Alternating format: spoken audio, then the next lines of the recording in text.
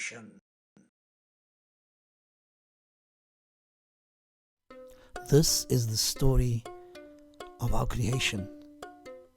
Here in Africa, long before the rest of the world knew about the greatness of who we are, it is said that man lived inside the earth, in a place where the sun shone all the time, but there was no sun.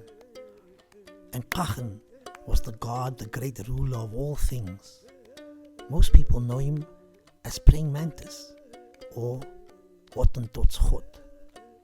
And he one day decided to leave that world and prepare the world above that we now live in.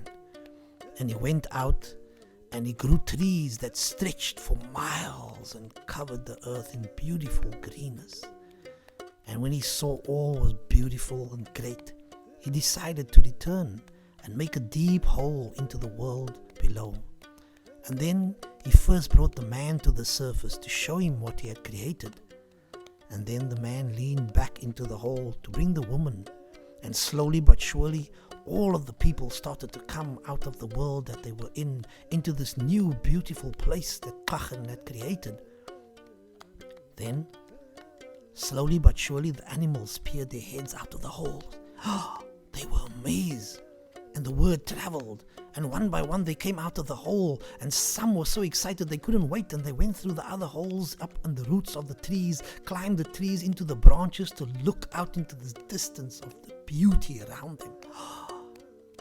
Kagan brought the animals and the people together, and Kagan said, "This is for you. Everything as far as the eye can see, I created for you." And then he pulled the human beings one side and said, "Only one thing, I beg you never ever to make fire, or something really bad will start to happen to you." And then Kagan left. And soon everybody was rejoicing at how beautiful it is around them. And then they saw the sun slowly sink beyond the horizon. And the people were in fear because they've never ever experienced darkness before. The animals were okay because they could see at night and they had fur to cover their bodies, but the humans became cold and quickly forgot the rule that Kagan had shared with them. So they decided, let's make fire.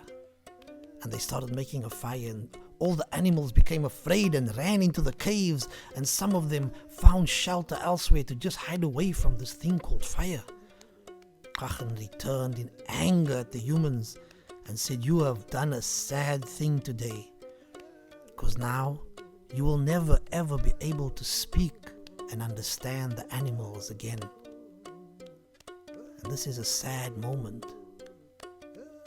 because people and animals could shapeshift and move from one thing to the next and communicate, and a beautiful, peaceful world existed until then.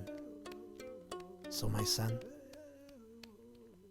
heed the words, be careful with fire.